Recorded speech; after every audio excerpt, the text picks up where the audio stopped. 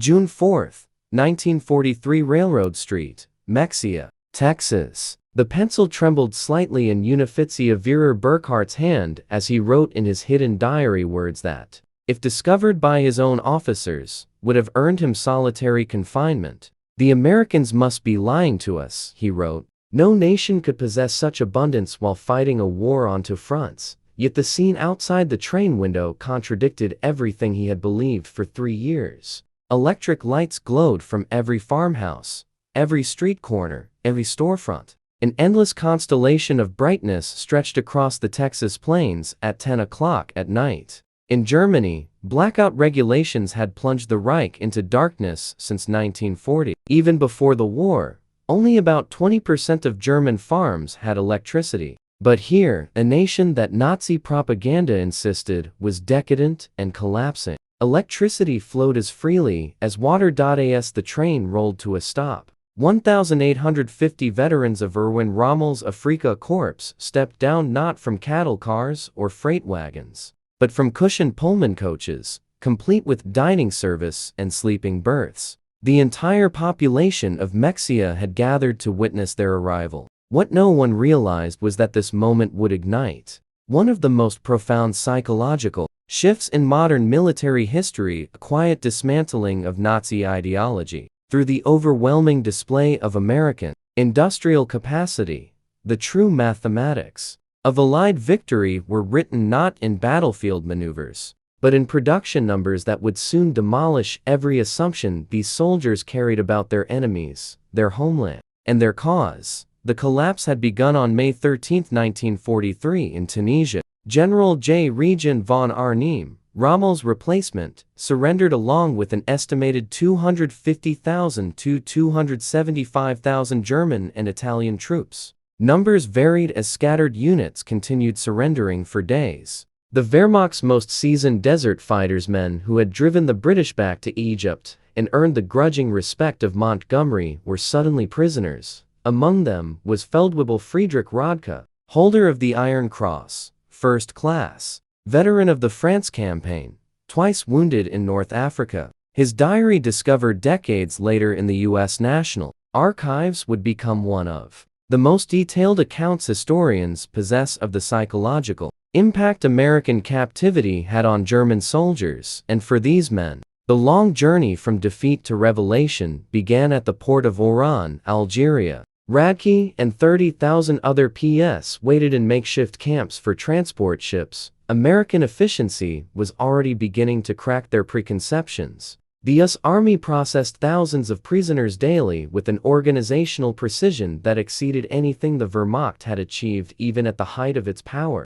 Identity cards photographed and filed, medical examinations completed, inoculations administered, Geneva Convention rights explained in fluent German by American officers who had been trained specifically for this moment. But the first real shock came with the food. Oberreiter Hansemmer, captured with the 21st Panzer Division, wrote to his mother 8 months later, "In the cage at Oriran, while we waited for ships, the Americans fed us better than we had eaten in 6 months of desert warfare. White bread, real coffee, twice a day. We thought it was propaganda, that they were trying to impress us. We didn't realize this was their standard military ration." The Liberty ships that would carry them across the Atlantic were themselves monuments to American industrial capacity. The SS Robert E. Peary had been built in 4 days, 15 hours, and 29 minutes at Kaiser Shipyards in Richmond, California, a fact that would have been dismissed as impossible propaganda if the Germans had known it.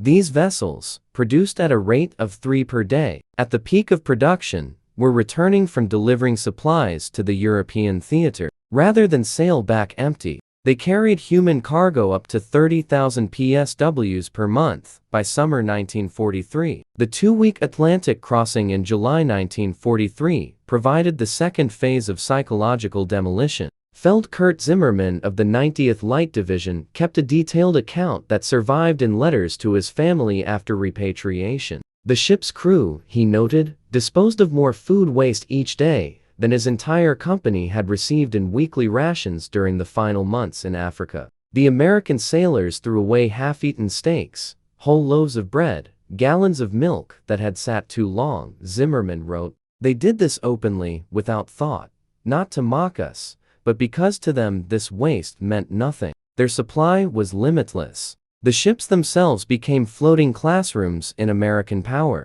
PS discovered that the vessel carrying them was one of 2,710 Liberty ships that would be built during the war, each one requiring 250,000 parts assembled from components manufactured in 32 states. The engines, they learned from talkative American guards, were built in 3 separate factories, each producing 900 horsepower cylinders that were then assembled in ports that had barely existed 2 years earlier. Lieutenant Colonel Wilhelm von Staubern, whose aristocratic Prussian family had served in every German war since Frederick the Great, would later write in his memoirs, "As our ship approached the American coast, I watched the radar antenna rotating above the bridge. This technology, which we believed only we, and perhaps the British, possessed in limited quantities, was standard equipment on a cargo vessel. It was then I first suspected that Germany had already lost the war." August 2 end, 1943, Norfolk Naval Base, Virginia. The first sight of America shattered the last remnants of Nazi propaganda about American industrial weakness. The Norfolk base sprawled across 4,300 acres, its docks stretching for miles, its cranes loading and unloading dozens of ships simultaneously. In a single day, this one port handled more tonnage than the entire German port of Hamburg managed in a week.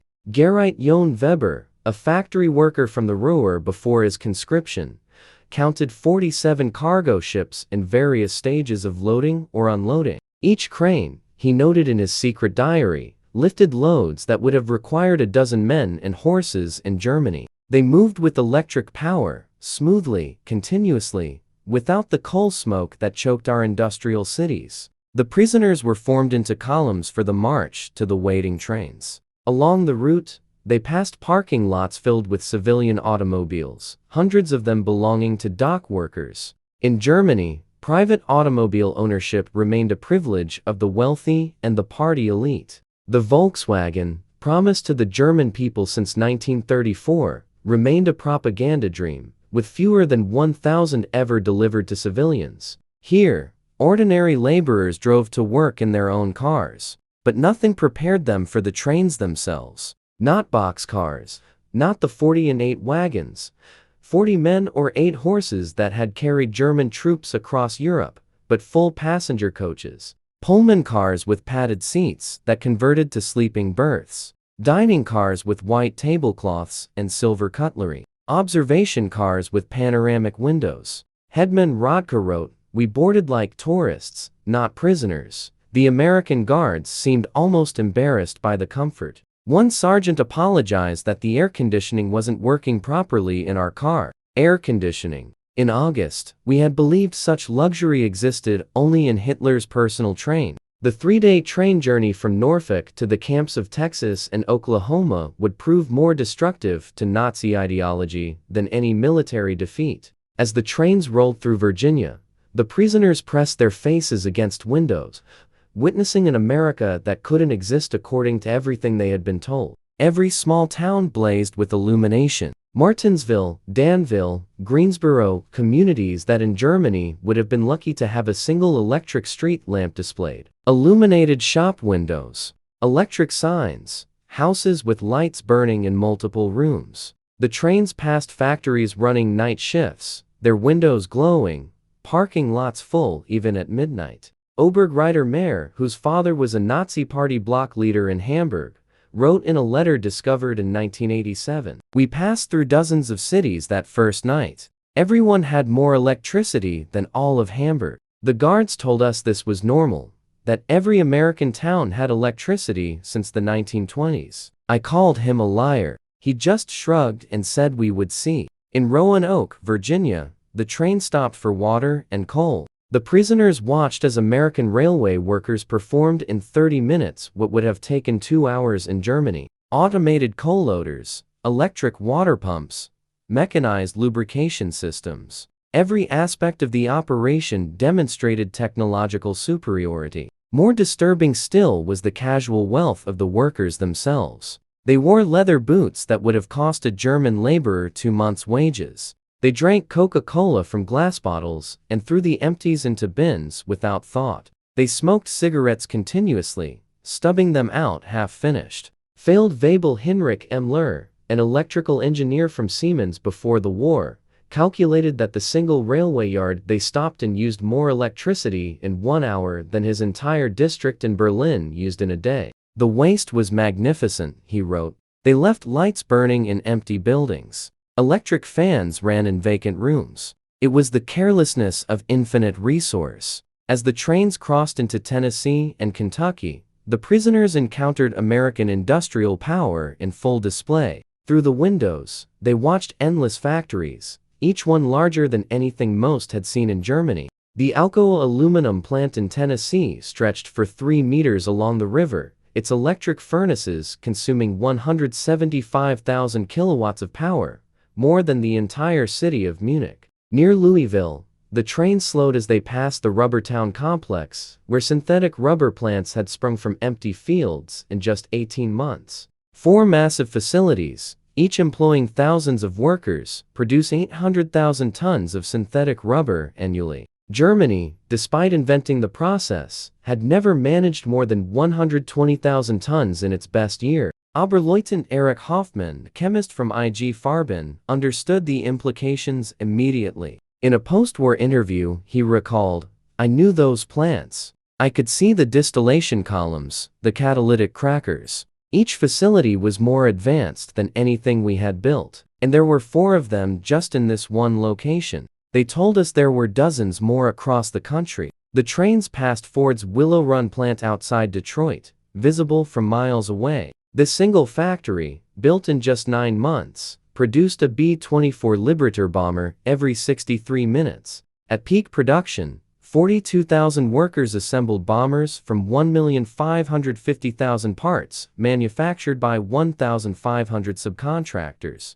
The plant consumed 2.5 million square feet of floor space and used more electricity than the entire German city of Cologne. Hutman Verli, a Luftwaffe pilot shot down over Tunisia, pressed his face against the window as they passed. He counted 17 B-24s in various stages of completion, visible from the train. We had been told American planes were inferior, hastily built, would fall apart in combat. But I could see the precision of the assembly lines, the quality of the construction. These were not inferior aircraft. They were simply built faster than we could imagine possible. The deeper the trains penetrated into America, the more complete became the destruction of Nazi mythology. In St. Louis, they crossed the Mississippi River on the Eads Bridge, while below them, barges carried more grain than the entire German harvest of 1942. The prisoners could see grain elevators stretching along both banks, each one holding enough wheat to feed a German city for months. Unratia Karl Schmidt, a farmer's son from Bavaria, wrote in his diary, "The Americans transport food as we transport ammunition in endless quantities, without concern for loss. I watched them loading a single barge with enough wheat to feed my entire village for 5 years. The crane operator was eating a sandwich with meat thicker than our weekly ration." In Kansas City, the train stopped at a massive stockyard where tens of thousands of cattle waited for slaughter. The smell of meat attacking plants filled the air for miles. German POWs who had subsisted on 200 grams of meat per week in Africa, when lucky, watched American workers eating beef sandwiches during their lunch break. "They eat meat like we ate bread," wrote griefer Paul Fischer. "No, that's wrong. They ate meat like we wished we could eat bread. The guard bought us hamburgers from a stand near the station. Meat, cheese, vegetables on white bread for 15. He bought 20 of them without thinking, paid with a single dollar bill. This was not special. This was their normal food." The arrival at the camps themselves provided the next level of cognitive demolition. Camp Hearn, Texas, built in just 4 months, housed between 3,000 and 4,800 prisoners in conditions that exceeded what most had known as civilians. Wooden barracks with electric lights, flush toilets, hot showers, and steam heat. Each building constructed with more lumber than entire German villages possessed. The camp hospital astounded the medical personnel among the prisoners. Oberst, Lieutenant Colonel Dr. Friedrich Bauer, chief surgeon of the 164th Light Division, found himself in a facility better equipped than most German civilian hospitals. X-ray machines, surgical equipment, pharmaceutical supplies that had been unavailable in Germany since 1941. All standard provision for enemy prisoners. They had penicillin, Dr. Bauer would later testify, this miracle drug that we had only heard rumors about. They used it freely, even on prisoners with minor infections. German soldiers were dying for want of basic sulfur drugs, and the Americans were giving us their most advanced medicine without hesitation. The camp kitchen became another classroom in American prosperity. Prisoners assigned to cooking duties discovered walk-in refrigerators, electric mixers, automated dishwashers, and gas ranges that could prepare meals for 5,000 men. The daily ration included fresh milk, eggs, meat, vegetables, and white bread. Quantities that German civilians hadn't seen since 1939. Feldwebel, Otto Krebs, a former hotel chef from Munich, wrote, "Today, we threw away more food than my family has seen in 3 years. Not spoiled food, simply excess. The American regulations require we prepare 10% more than needed to ensure every prisoner receives full rations. The surplus is discarded. I wept as I threw perfectly good bread into the garbage." By September 1943, the labor shortage in American agriculture led to the employment of POWs in fields and factories across the country. This decision, driven by necessity, would prove more destructive to Nazi ideology than any propaganda program could have achieved. Groups of prisoners were trucked daily to work sites, traveling through the American heartland without blindfolds or restricted routes. They saw everything. The endless fields of corn and wheat, the factories running 3 shifts, the shops full of goods, the parking lots full of cars, the houses with refrigerators and radios. At a cotton gin outside Houston, on Razzia, Herbert Lang watched a single machine process more cotton in 1 hour than his entire village could have handled in a month using traditional methods. The gin was powered by electricity from the Colorado River Authority, part of a rural electrification program that had brought power to 90% of Texas farms by 1943. The farmer who owned the gin was nobody special, Lang recorded. Not aristocracy, not a party member, just a farmer. Yet he had electricity, running water, truck, a car, and a tractor. His workers, including the Negroes, ate lunch from boxes containing more food than German workers received in a week. And this was normal. Every farm we passed was the same. In Nebraska, prisoners worked in sugar beet fields, witnessing agricultural mechanization that defied comprehension. A single combine harvester, they learned, could do the work of 100 men. The fields stretched to the horizon, each one larger than entire German counties. The farmers spoke casually of yields that would have been fantasy in Germany, 60 bushels of wheat per acre, compared to Germany's 30 on the best land. Gefreiter Wilhelm Hoffmann, working on a farm outside Scottsluff, wrote, "The farmer's son, a boy of 16, drove a tractor worth more than everything my father had earned in his lifetime. When I mentioned this, the boy laughed and said it wasn't even a particularly good tractor. His father was waiting for a new model from John Deere that would be even better." The most devastating revelations came to those prisoners who worked near or in American factories. While Geneva Convention rules prohibited direct war production work,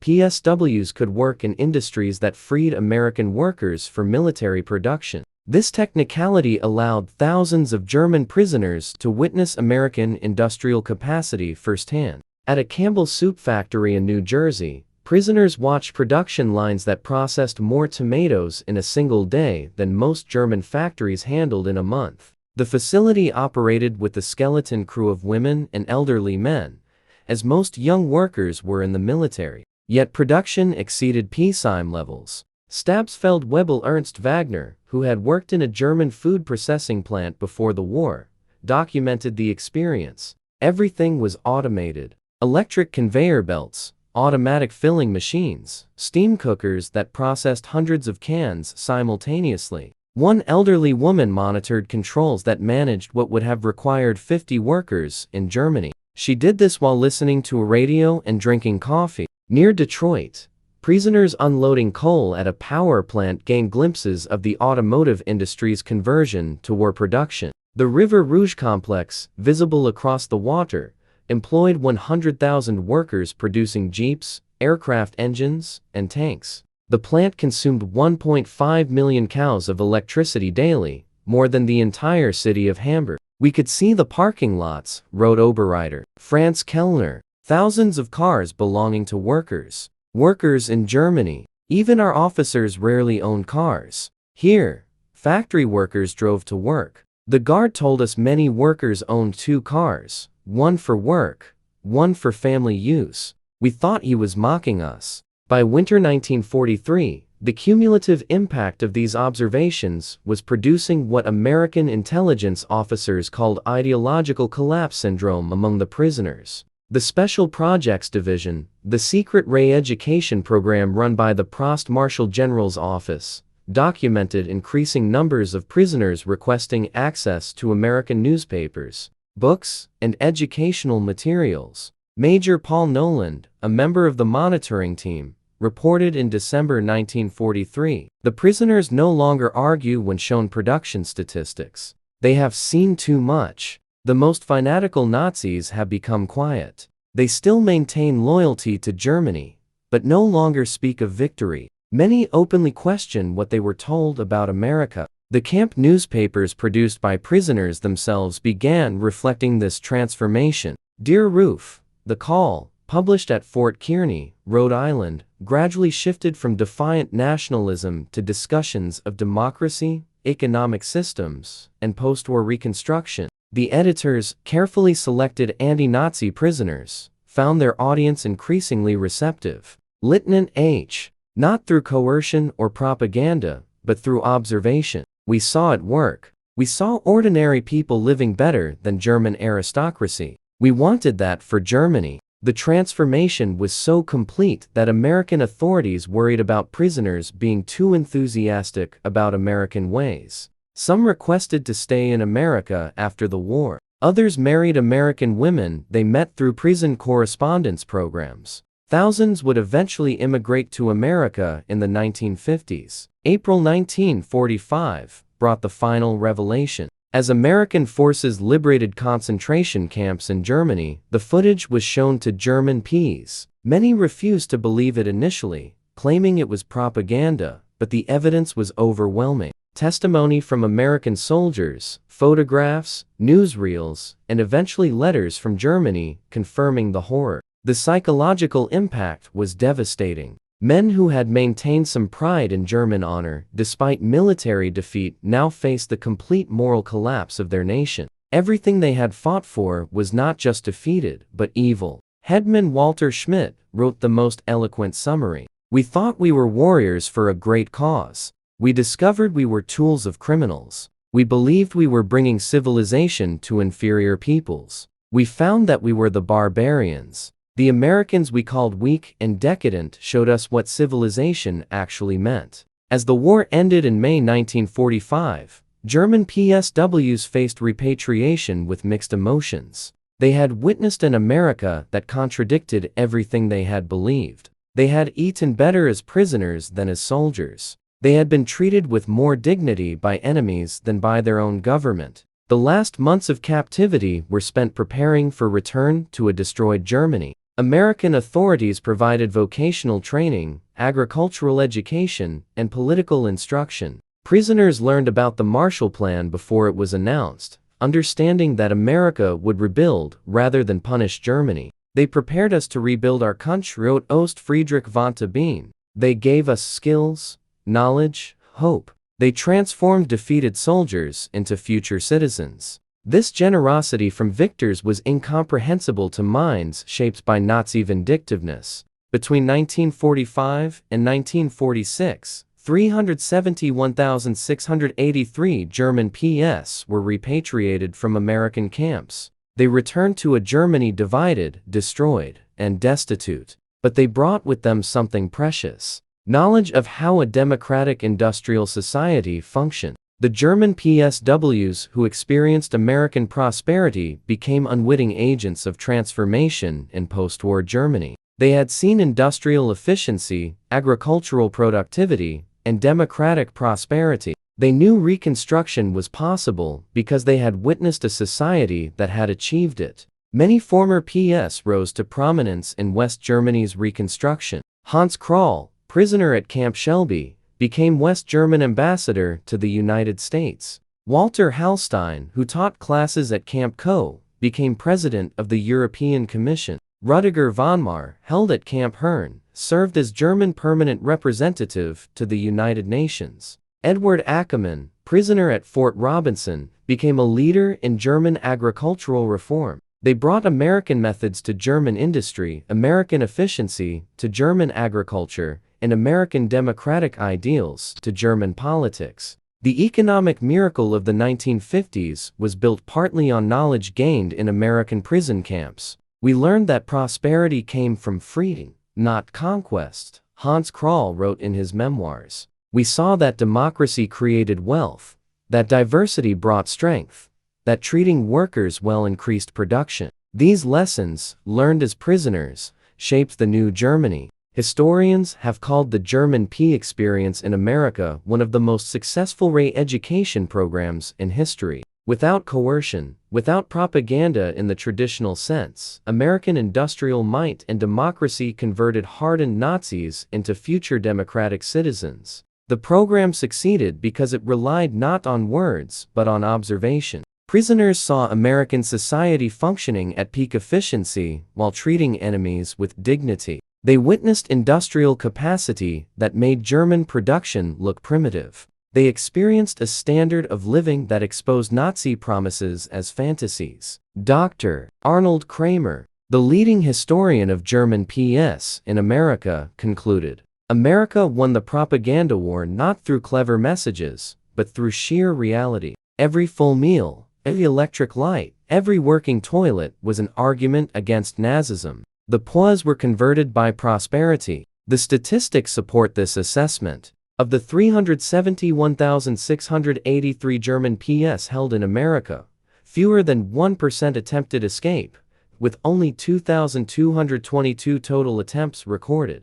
Post-war surveys showed that 95% rated their treatment as good or excellent. Most remarkably, thousands maintained correspondence with American families for decades after the war. In 1985, on the 40th anniversary of the war's end, surviving German PWs held a reunion in Austin, Texas. Over 500 former prisoners returned to America, many bringing their families to show them where their transformation had begun. Former Oberator Hans Villa, who had been held at Fort Robinson, Nebraska, and later returned to become a physician in Georgetown, Maine, spoke at the reunion. Life in the camps was a vast improvement for many of us who had grown up in cold water flats in Germany. We discovered running water, central heating, and abundant food. But more than that, we discovered dignity. Former Stabsfeld-Weibel Kurt Meir, who had worked on farms in Iowa, added, "The farmers treated us not as enemies,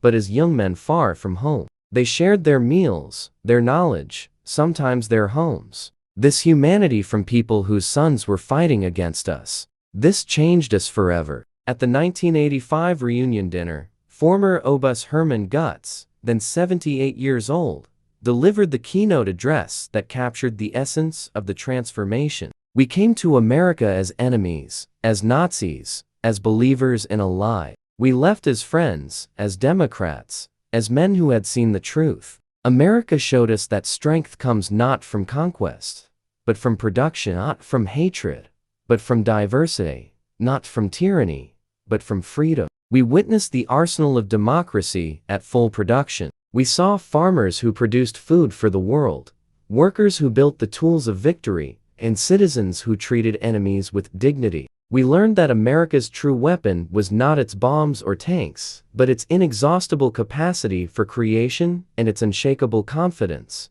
We returned to Germany with a mission to build a society that could create rather than destroy, that could prosper through peace rather than war. The Germany that rose from the ashes was built on lessons learned in American prison camps. We who came as conquerors left as students. To America, from your former enemies, now your friends. Thank you for showing us the way. The auditorium erupted in standing ovation. Americans and Germans, together, former enemies, united in recognition of a transformation that had seemed impossible when those first trains rolled into Texas in June 1943. The magnitude of the German POWs experience in America can be measured in stark statistics that reveal both the scale of the operation and its remarkable success. Camp infrastructure. Over 500 camps across 45 states, every state except Nevada, North Dakota, and Vermont.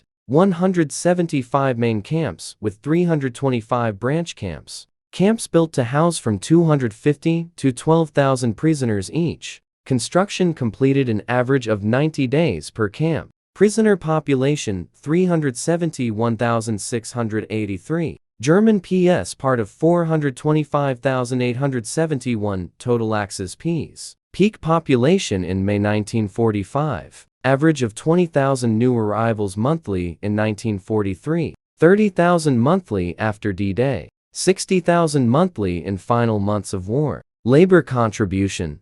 14 million man-days of agricultural labor. 100 million board feet of lumber processed. $230 million in labor value. 1,940 seconds. 80 cents daily wage per prisoner. Prisoners filled critical labor shortages in 46 states. Escape statistics. Only 2,222 escape attempts from over 371,000 prisoners. 0.6%. 0 successful permanent escapes. Most escapees recaptured within 24 hours. No American civilians harmed by escaped Ps. Educational programs. 40,000 plus enrolled in educational courses. 135 camp newspapers published. 30,000 taking English classes. 15,000 in vocational training. University correspondence courses for 8,000. Post-war immigration. Approximately 5,000 former PWs immigrated to us after war. 12,000 plus maintained correspondence with American families. Average correspondence duration 31 years. Many returned as tourists or business partners. Treatment assessment 95% rated treatment as good or excellent. 74% believed captivity positively changed their worldview. 61% expressed interest in learning about democracy. Less than 10% maintained strong Nazi beliefs by 1945. The German PS who experienced American industrial might didn't just witness history, they were transformed by it. Their captivity became education, their defeat became enlightenment, and their imprisonment became liberation from the ideological chains of Nazism. In the end, America's greatest victory was not on the battlefield, but in the prison camps, where overwhelming evidence of democratic prosperity accomplished what armies could not: the complete transformation of enemy minds. The PS had arrived believing in German superiority and American weakness. They left knowing the truth. American industrial might was not just overwhelming, it was incomprehensible to minds shaped by scarcity and tyranny. The trains that had brought them into captivity in 1943 had carried warriors of the Third Reich. The ships that returned them to Germany in 1946 carried architects of democracy. They had seen the future, and it worked. Their story stands as testament to a profound truth. The most